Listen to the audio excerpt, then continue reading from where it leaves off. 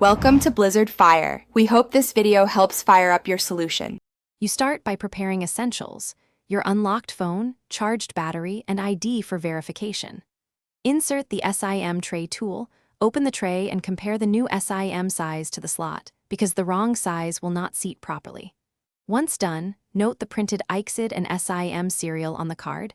This is your reliable identifier. Make sure to keep the packaging. Carriers often require that number. Now power off the phone before swapping to avoid damage, and proceed to physically install the SIM. After the SIM is installed, power the phone on and enter the SIM PIN if requested. This unlocks the card. Next, use your carrier app or account page to start activation. Follow prompts to enter ICSID or SIM serial and confirm the phone's IMEI if asked. This links SIM to your device.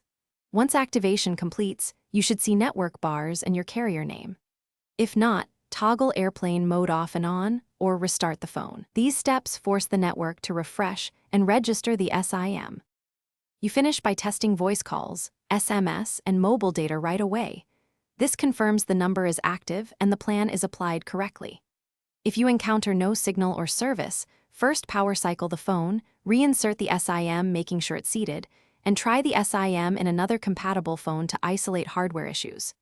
If problems persist, contact carrier support and provide the ICSID, IMEI, and account info so they can reprovision or swap the number. One tip: request a manual network reset if automatic registration.